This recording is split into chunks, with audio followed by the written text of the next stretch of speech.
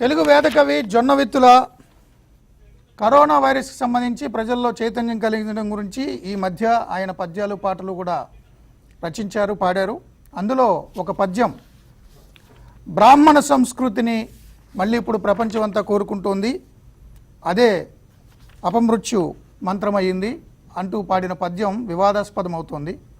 So అంటరానితనాన్ని, అస్పృశ్యతను పెంచేలా Jonnavithula ఆ పద్యం రచించారనేది కొంతమంది సామాజికవేత్తల ఆందోళన. సో అసలు జొన్నవిత్తుల వారి పద్యం ఏంటో ఆయన గొంతులోనే మనం ఒకసారి విందాం, చూద్దాం.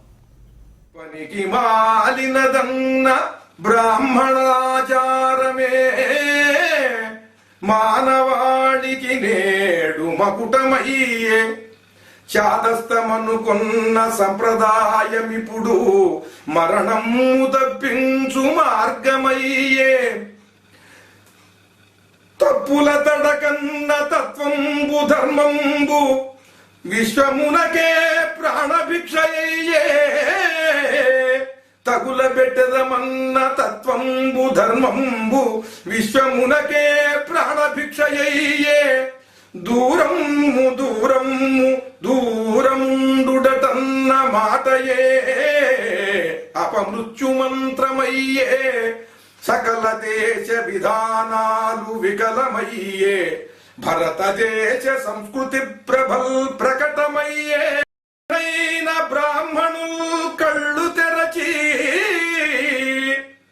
కనుక ఇకనైన బ్రాహ్మణులు కళ్ళు తెరచి పరమనిష్టాగరిష్ఠులై బ్రతుకుడయ్యా. పనికి మాలినదన్న బ్రాహ్మణాచారమే మానవాళికి నేడు మకుటమయ్యే, చాదస్తమనుకొన్న సంప్రదాయమిప్పుడు మరణము తప్పించు మార్గమయ్యే.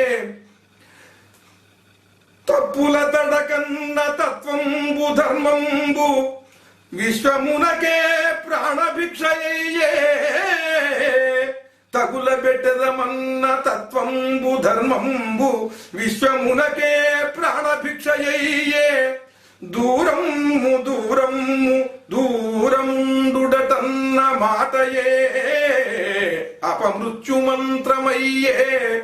సకల దేశ విధానాలు వికలమయ్యే, భరతదేశ సంస్కృతి ప్రభల్ ప్రకటమయ్యే. కనుక ఇకనైన బ్రాహ్మణులు కళ్ళు తెరచి కనుక ఇకనైన బ్రాహ్మణులు కళ్ళు తెరచి పరమనిష్టాగరిష్ఠులై బ్రతుకుడయ్యా. నమస్కారం అండి. ఈ పద్యం జొన్నవిత్తుల వారు రాసింది వివాదాస్పదం అవుతోంది. మీరు ఏ కాంటెస్ట్తో ఆయన రాయమని అడిగారు? మీ అవగాహన ఏంటి ఆ పద్యం మీద? మేము పరశురామ బ్రాహ్మణ సేవా మిత్ర మా టీం అంతా కూడా ఉగాది సందర్భంగా ఉగాది కంటే ముందు మేమేం చేశామంటే బ్రాహ్మణ విధి విధానం గురించి, బ్రాహ్మణకి కర్తవ్య బోధ చేయమని చెప్పి మేము జొన్నవిత్తుల గారిని అడగడం జరిగిందండి. ఓకే, వారు మాకు ఇచ్చారు, అది అద్భుతంగా వచ్చింది. దానివల్ల మా సంస్థకు కూడా మంచి పేరు వచ్చింది. ఈ బ్రాహ్మణి యొక్క కర్తవ్య బోధ చేశారు అనుకున్నాం మేము. ఇందులో బ్రాహ్మణికి కర్తవ్య బోధ తప్పించి మిగతా విషయం ఏమి బాగున్నట్టు నాకు అనిపించట్లేదండి. కర్తవ్య బోధ ఏంటి మీరు చెప్పండి, ఆయన పద్యంలో మీకు అర్థమైంది. పనికి మాలిన కింద బ్రాహ్మణాచారమే మానవాడికి నేడు మకుటమయ్యే అన్నారు ఆయన. ఇక్కడ మా సొసైటీకి సంబంధించినటువంటి మా సంధ్యావందనాలు మా సంబంధించిందే చెప్పారు కదా. ఏం మనీ మాకు టైం అయింది ఇప్పుడు ప్రపంచానికి కరోనా నేపథ్యంలో పనికి మాలిన బ్రాహ్మణ మా బ్రాహ్మణ సమాజాన్ని చెప్పినటువంటి మాట కదా. అదే ప్రపంచంలో ఇప్పుడు మణిమాయకటం అయిందంటే ఇప్పుడున్న కరోనాలో ఈ సోషల్ డిస్టెన్స్కి ఆ బ్రాహ్మణ సంస్కృతికి ఏం సంబంధం ఉంది? మీ అవగాహన ఏంటంటున్నా? మేము మా బ్రాహ్మణకి కర్తవ్య బోధ చేయమని చెప్పాము.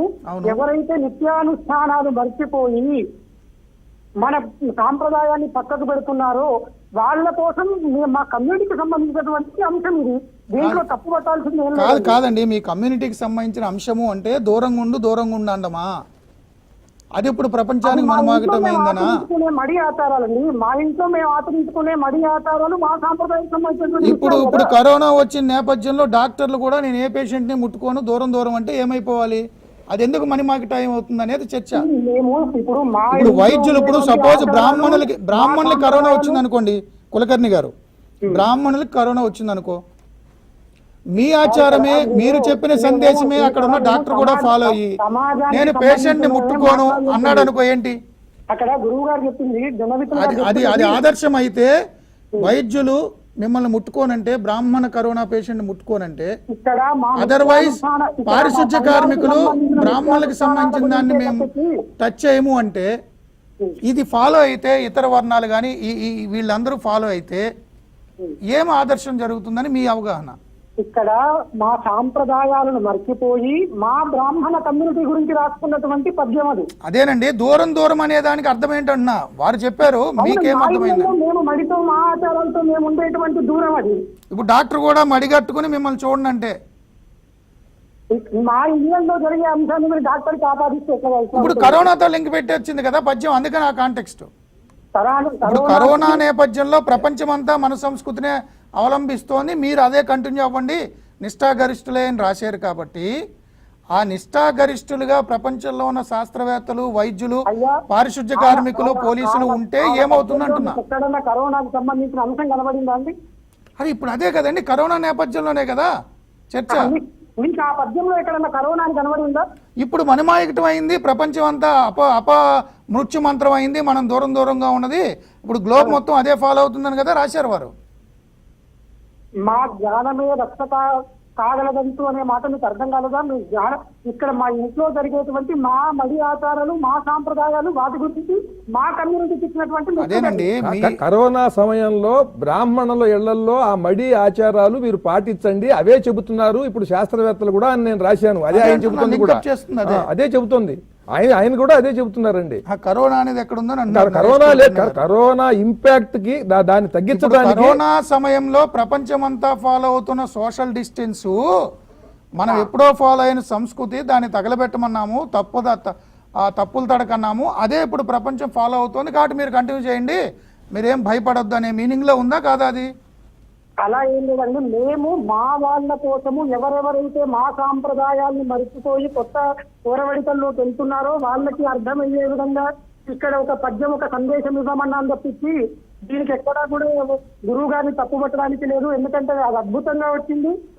దీనివల్ల బ్రాహ్మణికి కర్తవ్య బోధ జరిగిందని నేను అనుకుంటున్నాను. బ్రాహ్మణుడి కర్తవ్య బోధ జరిగిందని మీరు అనుకుంటున్నారు, ఓకే.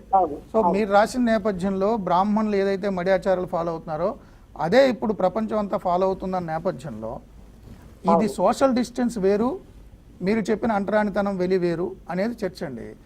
మీరు చెప్పిందే ప్రపంచానికి మనుమాకుటాయం అయితే వైద్యులు, పారిశుద్ధ్య సిబ్బంది, నర్సెస్, సైంటిస్టులు కూడా మేము స్టెథోస్కోప్ పట్టుకోము, మేము ఇంట్లో ఉంటామంటే ఎలా ఉంటుంది అనేది సందేశం. మూర్తి గారు మీరు మొట్టమొదటిసారిగా ఎన్నోసార్లు చర్చల్లో మీతో పాల్గొన్నాను, చాలా సూటిగాను స్పష్టంగా ఉంటుంది. మీరు సూటిగానే అడుగుతున్నారు, లేదు మీరు వితండం చేస్తున్నారు. వితండం కాదు, ఏంటండి ప్రశ్న అది కాదు. అసలు డాక్టర్ ఎట్లా అంటాడండి? డాక్టర్ ఇప్పుడు డాక్టర్ ఎట్లా అంటాడు? పోలీస్ ఎట్లా అంటాడు? బ్రాహ్మణుడు కూడా అలా అనొద్దన్న. ఊరుకోండి, మీరు అట్లా మాట్లాడకూడదు.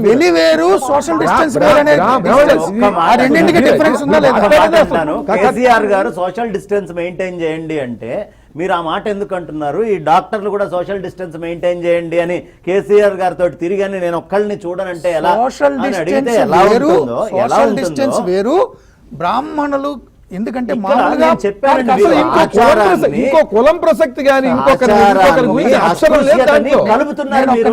ఒక్క నిమిషం మీ ఇద్దరు క్లారిటీ ఇస్తా, నా ప్రశ్నలో క్లారిటీ ఇస్తా. కేసీఆర్ గారు, నరేంద్ర మోదీ గారు, జగన్మోహన్ రెడ్డి గారు లేదా వీరు రాసిన పాటలో సోషల్ డిస్టెన్స్, భౌతిక దూరం పాటించండి, మనం కాపాడుకుందాం, ఇంట్లోనే కూర్చోండి, ఎవరిని కలవద్దు, మీరు నిజమైన దేశభక్తులు అన్నది కరోనా అంటువ్యాధి వ్యాపిస్తున్న నేపథ్యంలో డిస్టెన్స్ మెయింటైన్ చేయమన్నది. దీన్ని ఈ డిస్టెన్స్ మెయింటైన్ చేస్తున్న డిస్టెన్సు గతంలో ఇప్పుడు బ్రాహ్మణులు మడి ఆచారాలంటే ఓకే, నిష్ఠాగరిష్ఠులు ఫాలో అవ్వడం, గతంలో తగలబెట్టారు, తప్పన్నారు, అపప్రద అన్నారు, అవే ఇప్పుడు అవసరమయ్యాయంటే అప్పట్లో ఉన్నవి నా మాట దురాచారాలు, అంటరానితనము, అస్పృశ్యత కాబట్టి తగలబెట్టమన్నారు. మీకు కాదండి అదే ఇప్పుడు మనకు తగలబెట్టింది అదే కాదు. అవసరమైందని మీరు ఎక్కడ కోట్ పొరపాటు చేశారా? పడుతున్నారు. మీరు ఆన్సర్ చేయాలి. పెరియార్ మీరు ఆన్సర్ చేయాలి. రామస్వామి మీరు ఆన్సర్ చేయాలి. వేదాన్ని, రామాయణాన్ని, భారతాన్ని తగలబెట్టమన్నాడు. మీరు ఆన్సర్ నేనే చేయాలి. తర్వాత మీ దగ్గర నేనే మాట్లాడతాను. ఆ సందర్భాన్ని మిళితం చేశారు కాబట్టి అడిగా. నేనే తప్పడుతుంది. Yes sir. శాస్త్రాలు, ఈ ధర్మశాస్త్రాలు, తత్వశాస్త్రాలు ఇవన్నీ కూడా, ఈ ఆచారాలు ఇవన్నీ కూడా తప్పుల తడకలు అని 100 కథలు ఉన్నాయండి. ఇది చాలా అద్భుతమైనటువంటి రచన. వాటి సారాంశమే రాజ్యాంగంలో అస్పృశ్యత నివారణ చట్టం. కాదనలేం రాజ్యాంగాన్ని. మీకు నేను చెప్పేది వినండి. అవి వేరు. ఇప్పుడు వితంతు వివాహం వచ్చేసింది, బాల్య వివాహాలు రద్దయిపోయినాయి. అవి దురాచారాలుగా అందరూ అనుకున్నారు. దురాచారాల గురించి నేను మా నెత్తిన పెట్టుకున్నారని రాయిలా. ఓకే. మన దురాచార బ్రాహ్మణ ఆనాడు దురాచారాలు అందరు అన్నారు, అవి వాళ్ళు నెత్తినెట్టుకున్నారనలా. బ్రాహ్మణ ఆచారాలు ఏవైతే ఉన్నాయో, మన మన మన ఆచారాలు, మన ఇళ్లలో పాటించే మడి, ఆ మడి ఇవాళ దూరంగా, ఇవాళ మానవ జాతి మడి కట్టుకుందండి. నాకేమైనా శిక్ష ఇస్తారా వేయండి, నేను మడి చెబుతాను మీకు, మీ టీవీ ముఖంగా. మానవ జాతి మడి కట్టుకున్నట్టు అయింది ఇవాళ. ఎవరిని తాకట్లా, తాకడానికి దగ్గరకు వచ్చి దూరంగా ఉండమంటున్నారు. మరణ శయ్య మీద ఉన్నది మానవ జాతి, మరణ శయ్య మీద మడి కట్టుకుని ఉన్నది. నేను మళ్ళీ చెబుతున్నా, ఆ మడి కట్టుకోవటం అనేటువంటిది అంటే ఏంటి? నువ్వు నా దగ్గరికి రాకు బాబు, నేను నీ దగ్గరికి రాను అనేటువంటి స్థితి. అది ధ్యానం కోసం కావచ్చు, అది వంట చేసుకోవడం కోసం కావచ్చు, ఏదో ఏ పుస్తక పఠనం, రామాయణం చదవాలంటే స్నానం చేసి మడి కట్టుకుని చదువుకునేవాళ్ళు. ప్రతిదానికి ఉంటుంది. అట్లాంటి స్థితి ఇప్పుడు వచ్చింది. శాస్త్రవేత్తలు కూడా దీన్ని సజెస్ట్ చేస్తున్నారు. కనుక మీరు దీన్ని పాటించండి అయ్యా, పుస్తకాలు చదువుకోండి, మంచి విషయాలు నేర్చుకోండి అని చెప్పాను. ఇప్పుడు కూడా మళ్ళీ చెబుతున్నా నేను. ఆయన అసలు నా ఉద్దేశంలో నేను దాన్ని తీసుకొని చెప్పలేదు నేనే అంటుంటే మీరు వివరణ, ఆయన సమాధానం అడగడానికే కదా. చాలా సంతోషం. బాగుంది. లోపల నుంచి అస్పృశ్యతని ఆయన సమర్థించని చెప్తున్నారు. అహంకారమే. తెలుగుదేశం వాళ్ళ వెబ్సైట్ లో ఉంటాయి ఆ పాటలు, 20 ఏళ్ల కింద రాసినవి. చర్చ దానికోసమే, చర్చ పెట్టిందే దానికోసం. అది అడగొద్దంటే ఎలా? కానీ మీరు మళ్ళీ చెబుతున్నానండి, నేను చెప్తున్నానండి, ఇదంతా మాట్లాడింది ఇందాక అంతా బ్రహ్మమే, అంతా సమస్తం ఒకటే, మహా చైతన్యం, అవన్నీ పక్కన పెట్టండి. ఇది లౌకికాంశం. వాళ్ళు కూడా అలజడికి లోనై నన్ను అడిగింది లౌకికమైన విషయంలో. నేను దానికి స్పష్టంగా చెప్పాను, మీ వేదాంతం వేరు. ఒక భగతానికి ఉండే వేదాంతము, ఆధ్యాత్మికత అది వేరండి. అనుమానం వచ్చిన వాళ్ళకి మీరు నివృత్తి చేశారు. చెప్పాను, ఏ సోదరుడు కూడా ఎవరైనా సరే దీని గురించి అనవసరంగా ఎవరు దాని గురించి హర్తవక్కర్లేదు. నేను అటువంటి ఆలోచనతో చేయలేదు, చెయ్యను కూడా. ఇంకొకటి నేను చేయలేదండి, అసలు అది నాకు ఆలోచనే లేదు. ఇప్పుడు ఏమంటే దేశాల్లో నన్ను అభిమానించే వాళ్ళు ఉన్నారు, కొంత సంఖ్య, కొద్దిగా అయినా. నేను రాసిన పాటో పద్యమో అందరికీ రీచ్ అవ్వాలి, అందరూ దాన్ని విని ఆస్వాదించాలనుకుంటానా? 4% కూడా ఉన్నారో లేదు. బ్రాహ్మణుల కోసమే రాశాను కాబట్టి అందరికీ రీచ్ అవ్వక్కర్లేదు అనుకుంటా. అట్లా కాదు, పోలీసుల కోసం రాశానండి. పోలీసులు రాయమన్నారు, పోలీసుల కోసం రాశాను. ఇక్కడ సజ్జనార్ గారు అడిగితే కరోనా గురించి చైతన్యవంతంగా రాయమంటే ఒకటి రాశాను, నర్సుల మీద రాశాను. వాళ్ళ గురించి రాసింది అంతవరకు మేరకు. కవి హృదయం అది కాదు, 100% నివృత్తి. హృదయమే కాదు, కవి భావమే అది కాదు, హృదయంలో అసలు లేదు. సర్వత్ర సమదర్శన అనేవాడే బ్రాహ్మడు. ఇంకొకటి, నేనేం బ్రాహ్మణుడు అవుతానని నిజంగా బ్రాహ్మణ అనుకో, నిజంగా అంత బ్రాహ్మణ పిచ్చుంటే వాడు ఏం చేయాలి? సర్వత్ర సమదర్శన, సర్వభూత హితేరత, సర్వభూతముల యొక్క హితమును కోరేవాడే బ్రాహ్మడు. కాకపోతే కాదు నేను అప్పుడు, అసలు అటువంటి దృష్టి లేదు నాకు.